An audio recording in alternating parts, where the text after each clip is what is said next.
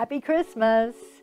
And I'm just reading this book, Tabasco The Saucy Raccoon, and I'm going to read to you from chapter 7, called There's a Raccoon Under My Christmas Tree, and There Was.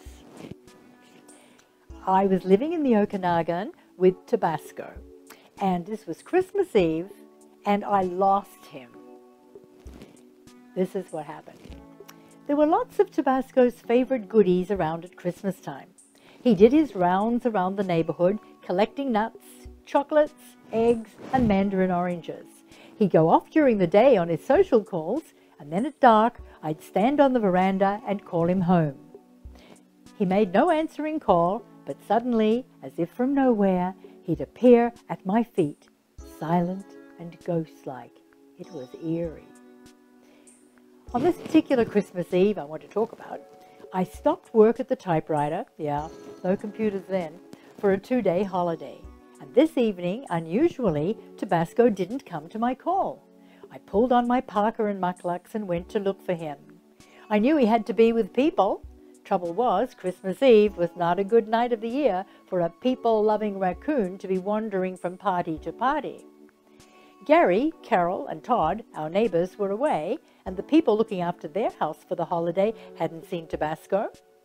There was a lot of light and noise and laughter from a house on the creek way down at the end of the orchard, but as I hadn't been to it before, or even seen it in summer through the trees, I searched instead in the opposite direction on this particular night.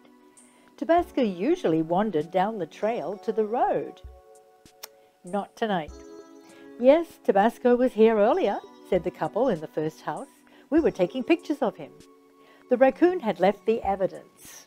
Smudge marks on the patio door, plastic torn off the windows, stuffing ripped from the upended kitchen chairs.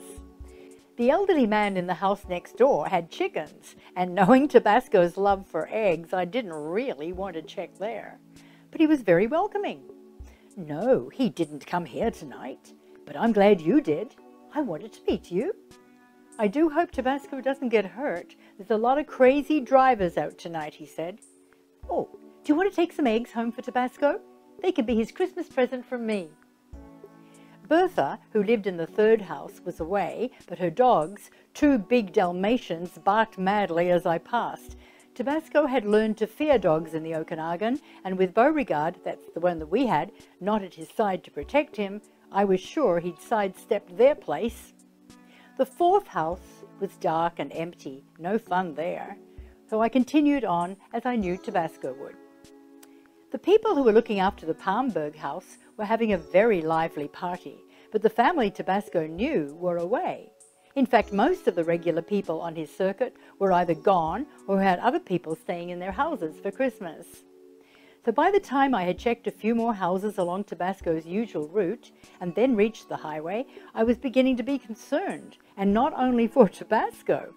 Jack was waiting at home for his Christmas dinner, and I had planned to cook it.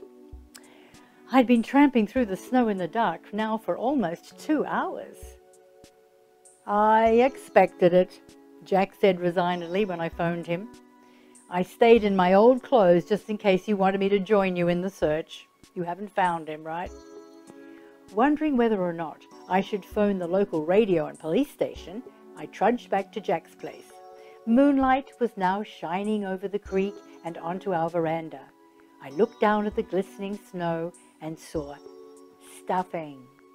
Not the stuffing to be put in the Christmas turkey, but the kind of stuffing raccoons shred from kitchen chairs.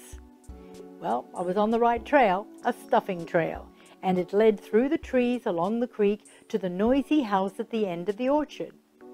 I stumbled across a garden of snow-crusted winter cabbages and threaded through sheds, garages, and other outbuildings to a cozy cedar house with wide patio doors. This was where the action was on Christmas Eve in Trout Creek, and judging by the laughter, the shouting, the applause, and the delighted screams, Tabasco had found it. Toon, toon, tatoon, I heard some toddler cry as I rang the bell. So you own the raccoon, said the nice lady who answered the door. Come in, I'm Katie Masden. We're having a ball with this raccoon." I knew Katie by reputation. She was a local naturalist and a well-known animal lover. Sensibly, she had not invited Tabasco into the house, and he was doing his entertaining on a table in the glassed-in porch. His audience was entranced. They blew whistles, waved their party hats, and clapped while Raccoon danced and pranced and whirled and twirled on the other side of the glass. Tabasco was the life of the party, and he loved it. No wonder he hadn't wanted to come home when I called.